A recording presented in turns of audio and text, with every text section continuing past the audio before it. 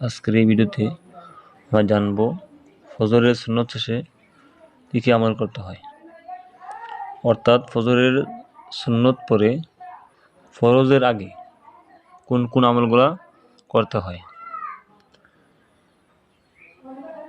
তো ফজরের সুন্নত পরে আপনি ফরজের আগে সূরা ফাতিহার একটি আমল আছে, এই আমলটি করবেন। এখানে হাদিস আছে যে রাসূল সাল্লাল্লাহু আলাইহি ওয়াসাল্লাম ইরশাদ করেছেন, যার হাতে আমার প্রাণ। এই কথাটা কত সত্য। নবীজি বলছেন, যার হাতে আমার প্রাণ, আমি তার শপথ করে বলছি, সূরা ফাতিহার মতো কোনো সূরা তাওরাত, ইনজিল, জাবুর এবং স্বয়ং কোরআনের মধ্যেও নেই।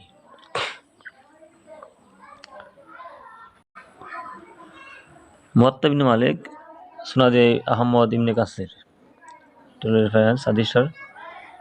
তো নবীজি বলছেন, ওই সত্তার হাতে আমার প্রাণ, তার শপথ করে বলছি, সূরা ফাতিহার মতো একটা সূরা তাওরাত, জাবুর, ইনজিল, কোরআন মাজিদের মধ্যেও নেই। বলতে পারেন, তাহলে কোরআন মাজিদের মধ্যে সূরা ফাতিহা আছে তো, তাহলে এটা নাই কেমনি? সূরা ফাতিহা হলো একটি পূর্ণাঙ্গ সূরা। এই বিষয়ে বুঝতে হলে পরবর্তীতে আপনারা কমেন্ট করবেন, তাহলে এই বিষয়ে একটা ভিডিও বানাইব। এখন এখানে এটার বিষয়ে আলোচনা করতে গেলে ভিডিও লম্বা হয়ে যাবে, এটা এখানে রাখলাম। তো ফজরের সুন্নত পরে ফরজের আগে কোন আমল করবেন এখনো বলা হয় নাই, শুধু সূরা ফাতিহার সম্পর্কে কিছু বললাম। নবীজি বলছেন, সূরা ফাতিহা এমন একটা সূরা যে সূরা অন্যান্য কিতাবে নাই। 2 নম্বর হাদিস হইল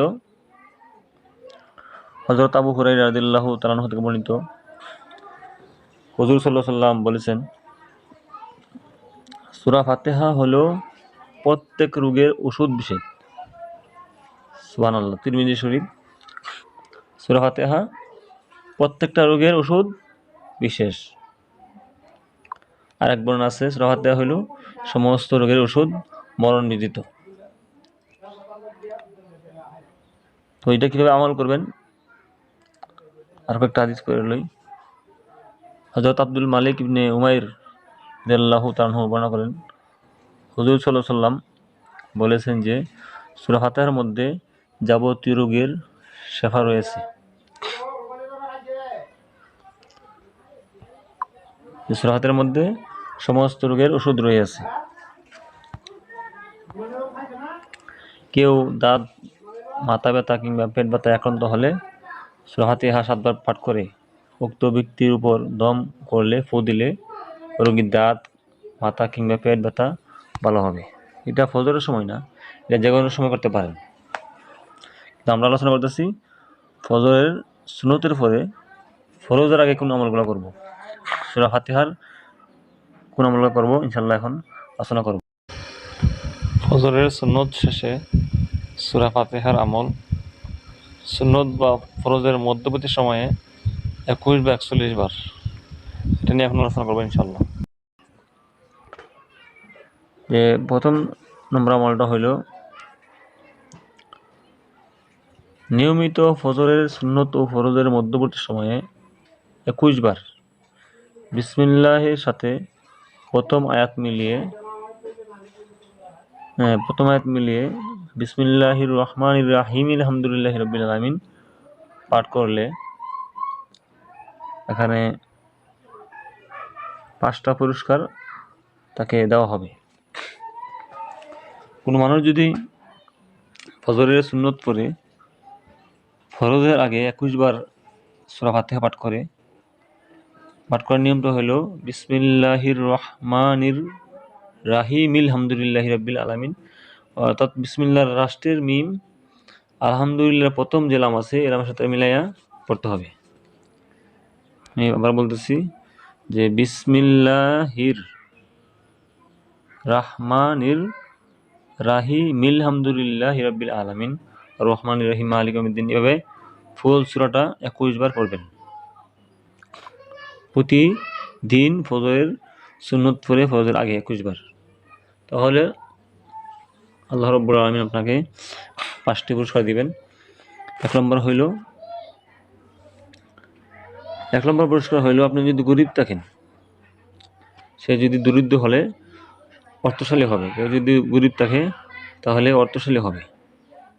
সুবহানাল্লাহ। 2 নম্বর হলো ঋণগ্রস্ত থাকলে ঋণ মুক্ত হবে। 3 নম্বর হলো দুর্বল থাকলে শক্তিশালী হবে। 4 নম্বর হলো সকলের অনুরক্ত ও প্রিয়ভাজন হবে। হবে না কেন? কারো যদি টাকা পয়সা হয় তত মানুষ তাকে এমনি তার অনুরক্ত থাকবে, তার অনুগত থাকবে, তাকে ভক্তি করবে। 5 নম্বরের পুরস্কারটা হইল শত্রুর চোখে ভয়ঙ্কর ও বন্ধুর নিকট প্রিয় হবে। সুবহানাল্লাহি ওয়া বিহামদিহি। এই 5টা পুরস্কার আল্লাহ রাব্বুল আলামিন দান করবেন যারা ফজরের সুন্নত পড়ে ফরজের আগে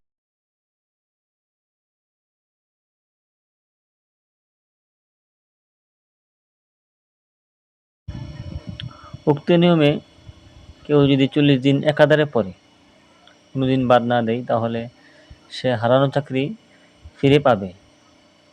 2 নম্বর হলো তার স্ত্রী যদি বান্দা হয়, সন্তান জন্মগ্রহণ না করে তার স্ত্রী করবে, তাহলে এই আমলের বিনিময়ে তার স্ত্রী করবে সন্তান লাভ করবে ইনশাআল্লাহ।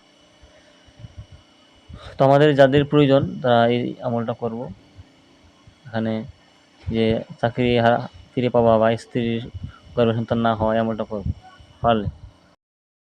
2 নম্বর আমলটা হলো কেউ যদি নিয়মিত ফজরের সুন্নত ও ফজরের মধ্যবর্তী সময়ে 41 বার সূরা ফাতিহা, আলহামদু সূরা ও আগের মতো মিলায়ে পড়ে, বিসমিল্লাহির রহমানির রহিম আলহামদুলিল্লাহি রাব্বিল আলামিন মিলায়ে পড়ে, তাহলে তাহাকে 2টা পুরস্কার দেওয়া হবে। 1 নম্বর পুরস্কার হইল সে যে উদ্দেশ্যে পাঠ করবে ও হাসিল হবে। 2 নম্বর হইল উহা পানিতে ফু দিয়ে যে কোনো রোগীকে পান করালে সে আরোগ্য লাভ করবে। সুবহানাল্লাহ। তো এই হলো সূরা ফাতিহা, বিসমিল্লাহির রহমানির রহিম আলহামদুলিল্লাহি রাব্বিল আলামিন।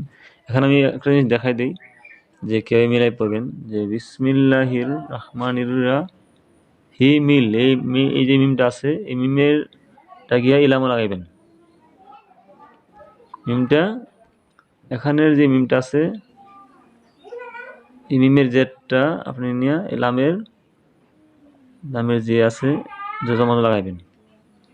বিসমিল্লাহির রহমানির রাহিম আলহামদুলিল্লাহি রাব্বিল আলামিন এই নিয়মে আপনি 41 বার বা 21 বার প্রতিদিন পড়বেন, তাহলে পরে যেই পুরস্কার এটা আপনি লাভ করতে পারবেন ইনশাল্লাহ। আর এখানে সূরা ফাতিহা দেওয়া আছে, আমি একবার পরে নিই। আপনারা দুনিয়াতে এমন কোনো মানুষ মুসলমান নাই যে সূরা ফাতিহা পারে না, এমন মানুষ পাওয়া যাবে বিরল। 100-র মধ্যে 99% আর বেশি মানুষ সূরা ফাতিহা পারে, আমার বিশ্বাস। এরপর আমি একবার বলে দিই, বিসমিল্লাহির রহমানির রহিম আলহামদুলিল্লাহি রাব্বিল আলামিন আর রহমানির রহিম মালিকি ইয়াউমিদ্দিন ইয়াকা না'বুদু ওয়া ইয়াকা নাস্তাঈন ইহদিনাস সিরাতাল মুস্তাকিম সিরাতাল্লাযীনা আন'আমতা আলাইহিম গায়রিল মাগদুবি আলাইহিম ওয়ালাদ-দাল্লিন। আমিন। তো এই সূরাটা পড়বেন ইনশাআল্লাহ, আমলটা করবেন, দুনিয়া এবং আখিরাতের সমস্তই যাবতীয় কল্যাণ আপনি লাভ করতে পারবেন। তো আজকে আলোচনা করেছিলাম এই সূরা ফাতিহার বিশেষ আমল। প্রতিদিন ফজরের সুন্নত পড়ে ফজরের আগে সময় থাকে, ফজরে যখন আজান দেই, মুয়াজ্জিন যখন আজান দেয় তখন আজানের সময় উঠে যাবেন, উঠে ইস্তেঞ্জা করে পেশাব করে তাড়াতাড়ি মসজিদে যাবেন, গিয়ে সেটা সুন্নতটা পড়া এর ভিতরে অনেক সময় থাকে, এই সময়ের ভিতরে আপনি আমলটা করে নেবেন। অথবা যদি আপনি না পারেন তাহলে ফজরের আজানের কিছু আগে উঠবেন, উঠে ইস্তেঞ্জা পেশাব করে আজান না দেওয়া মাত্রই আপনি মসজিদে চলে যাবেন, সুন্নতটা পড়ে এই আমলটা করবেন, তাহলে করতে পারবেন ইনশাআল্লাহ। তাহলে আমাদের দুনিয়া এবং আখিরাতের সমস্ত কল্যাণ হাসিল হবে ইনশাআল্লাহ। আল্লাহ রাব্বুল আলামিন আমাদের সবাইকে সূরা ফাতিহার এই আমলটি করার তৌফিক দান করুক, আমিন। আর আমার এই ছোট্ট ইউটিউব চ্যানেলটি সাবস্ক্রাইব করতে ভুলবেন না এবং ইসলামের যাবতীয় যত ভিডিও আছে, আমল আছে, নামাজের নিয়মকানুন আছে, এগুলা অবশ্যই আমার চ্যানেলে পাইবেন। এবং আমি যে আমলগুলো বললাম প্রত্যেকটা আমলের দলিল আছে, এবং প্রত্যেকটা আমলের শেষে দেওয়া আছে বুখারী, মুসলিম, তিরমিজি, নাসাই বা কিতাবের হাওলা দেওয়া আছে, রেফারেন্স দেওয়া আছে। বুয়া বা নিজের বানানি কথা না, এগুলো প্রত্যেকটা রেফারেন্স দেওয়া আছে, যেন আপনারা নির্ভয়ে আমল করতে পারেন। তো ইনশাল্লাহ দুনিয়া এবং আখিরাতের কল্যাণ হাসিল হবে।